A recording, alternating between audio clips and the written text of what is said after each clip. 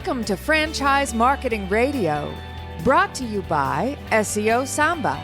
Comprehensive high-performing marketing solutions for mature and emerging franchise brands. To supercharge your franchise marketing, go to SeoSamba.com. That's SeoSamba.com.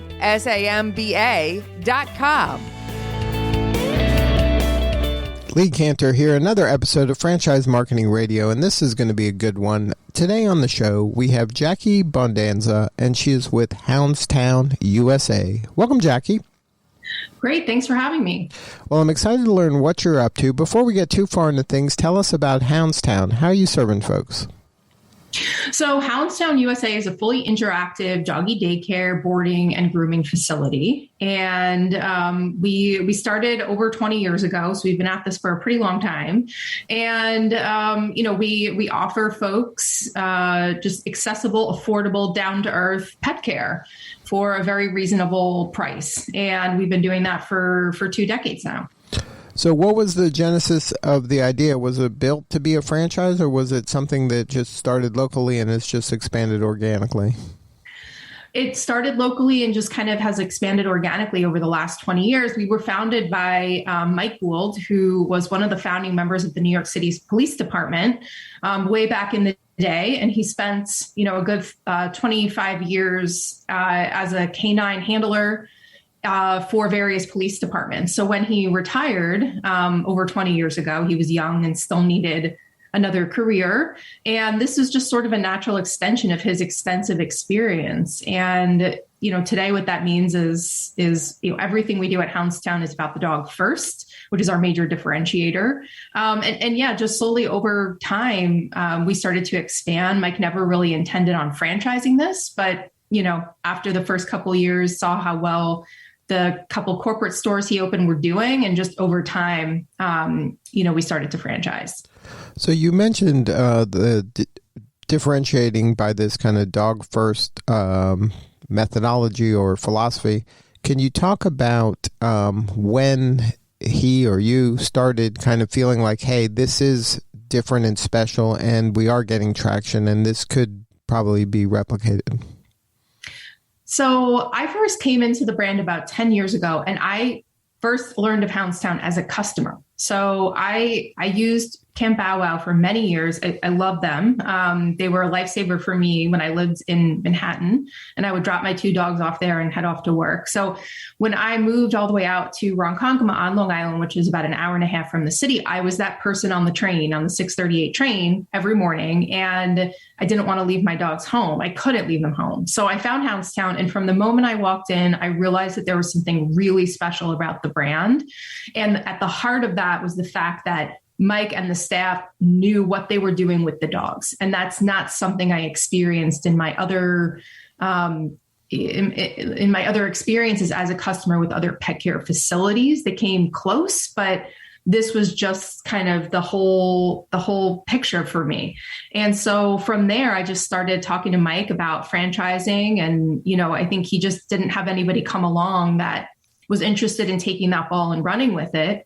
And so we spent the first couple years, we sold a few, but not that many. We didn't really get much traction until a couple of years in, and we partnered with the right development team.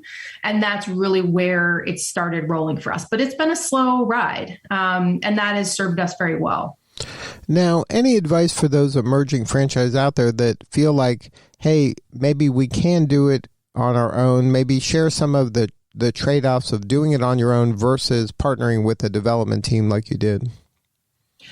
I would say for the first 2 or 3 years, we tried to do it on our own, and we sold a few. We sold a few to, a former customer, a former employee, and that really was the foundation of the next phase we needed to get to. We really needed to have 3 or 4 really great performing stores before we could get out there and say confidently, hey, this model works in a lot of different markets. So that approach worked for us, but we needed to shift gears because it wasn't scalable. So, for us, it worked for us to do it ourselves in the beginning and then find a partner that could help really take it out of the gate, and take it to the next level. So it was sort of a hybrid for us. Now, when you do partner with somebody, what What are they doing differently than that you were doing? Marketing.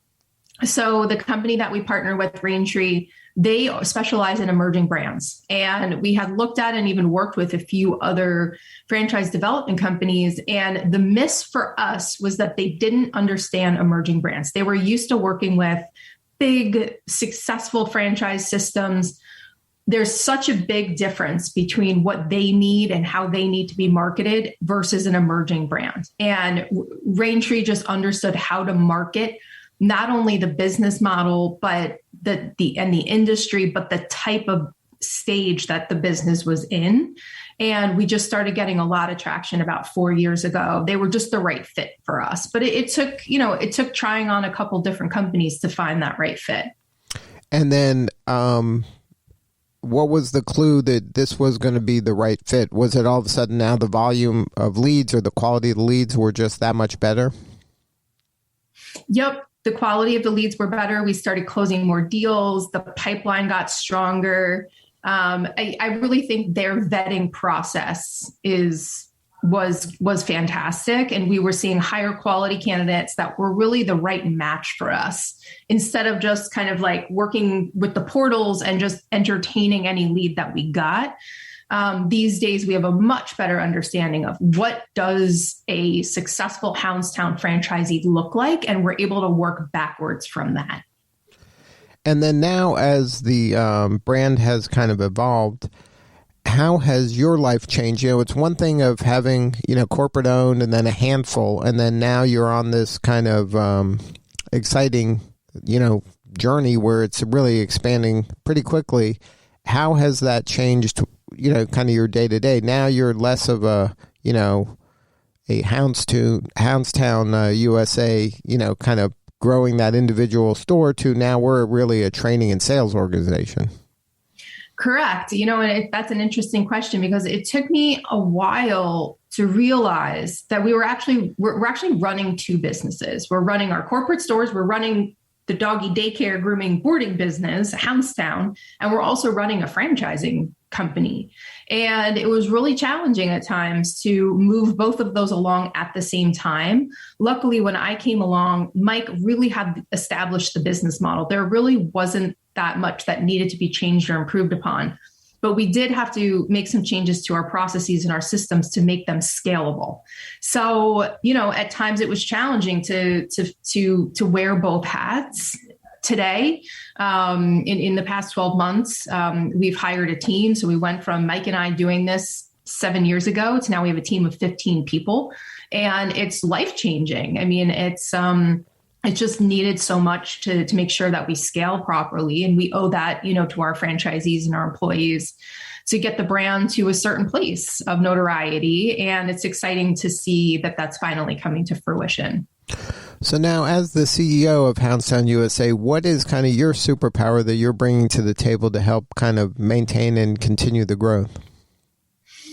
So I think that, speaking personally for myself about my superpower, I think that, I come from a journalism background. I knew nothing about franchising when I first started doing this, but I am trained in research. So I went out and I just started making connections. I started asking people questions. I just started looking for information. And I relied on people who knew better than me. And I think that doing that is critical. And if one thinks they know everything, they're not going to really get that far in life. And so I just led with that approach. And it has really, I think, put the company in a great place now. And again, hired a team of people who they all they all have a seat at the table because they've been successful in scaling, franchise companies, and just, keeping humility and gratitude. And those two things are, I think, huge, for a CEO. 10 years ago, the qualities of a good CEO, I think, were being aggressive and dominant and, sort of willing to crumble people to get somewhere. And I think that's changed so much over the last decade, which I'm so happy to see. And it's certainly served me well. And I think served Houndstown well. Has there been a setback or a pivot you had to make that you've learned from that you can share?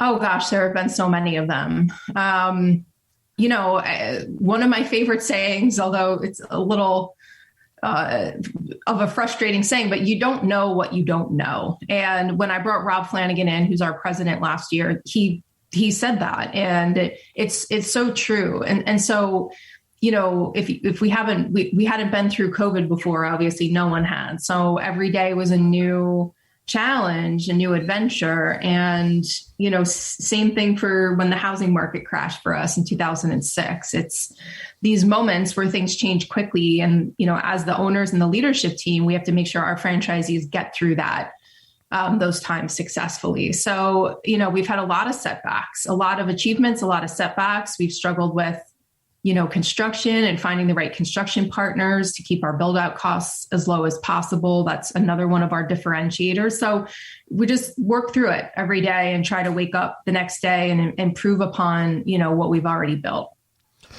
Now, it sounds like at the heart of Houndstown USA, this culture and this philosophy of how to work with and care for animals is kind of at the heart of things. How do you kind of create a culture that can permeate into this kind of franchise system where, these people like they're coming into this a lot of times not with any kind of animal background or, they're learning too. So how do you kind of make sure from a culture standpoint, you're getting the right folks? Yep, it's definitely, I would say, front and center for us. We hire for culture first on our corporate team. And if people have all the chops and all the skills and all the experience, but they're not a good cultural fit, and we have a very defined deck on what that looks like, we don't invite them on the team. And the same goes for our franchisees. If we don't get the vibe from them, and vice versa, honestly, if we feel that someone's coming in and they're just looking to make money and they're not going to put their heart and soul into this, we have turned people down.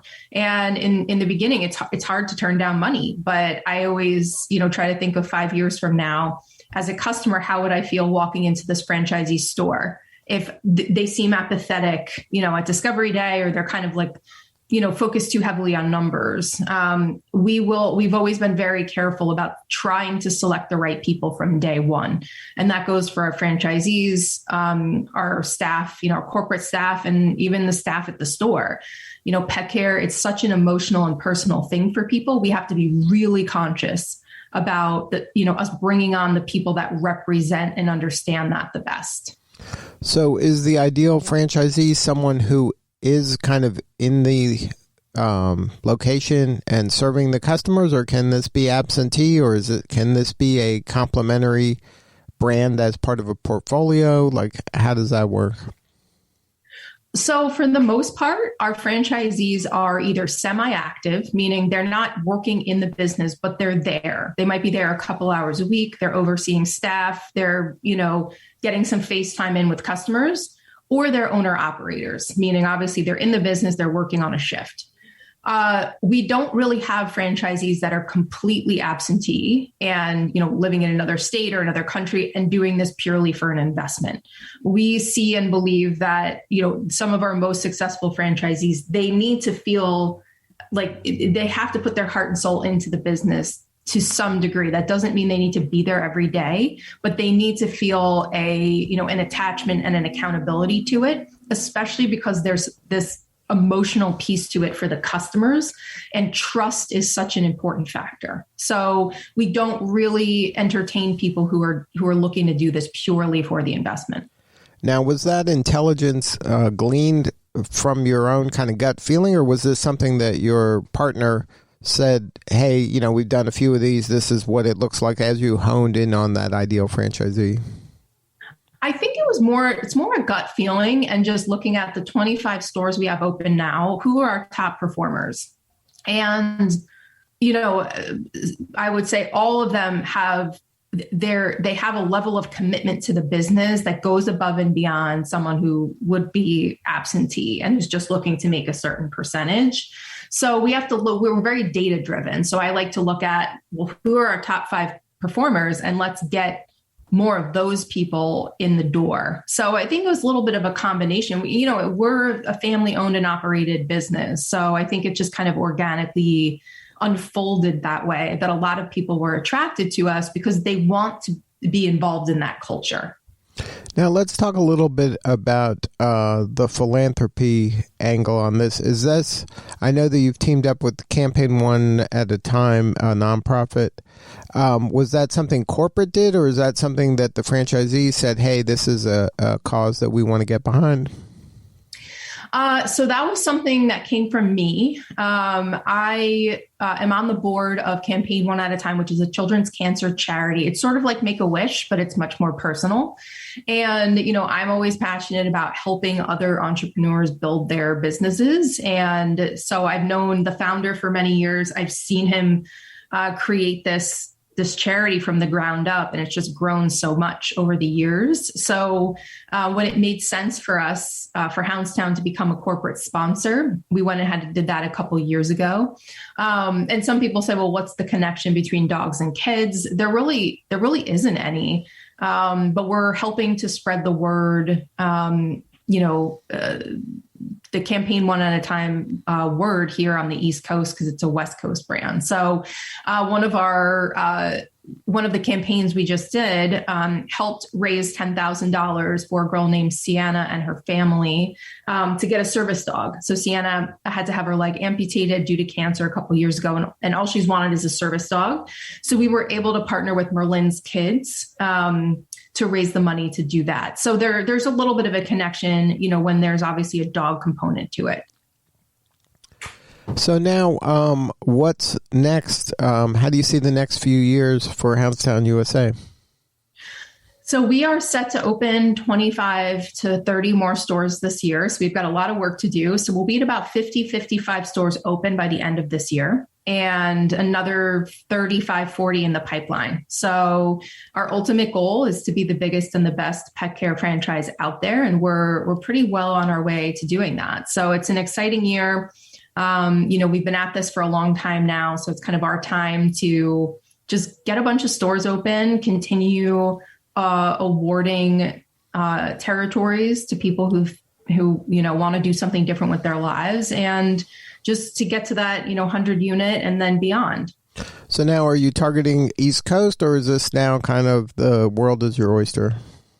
The world is our oyster. We've never targeted geographically.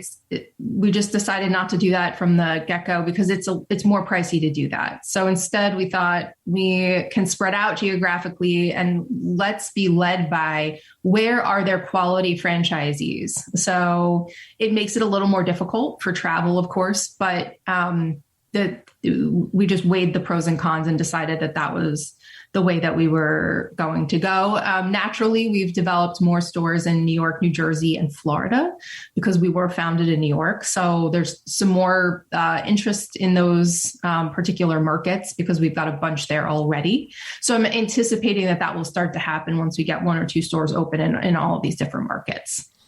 Well, congratulations on all the success. If somebody wants to learn more, have a more substantive conversation with you or somebody on the team, what is the website? Sure. So we have houndstownfranchise.com is our franchising website, and houndstownusa.com is our consumer website. You can also see fun videos and photos and cute dog stuff on both websites, but the USA website would be best for that. Well, thank you so much for sharing your story. You're doing important work, and we appreciate you. All right. Thank you. All right. This is Lee Cantor. We'll see you all next time on Franchise Marketing Radio.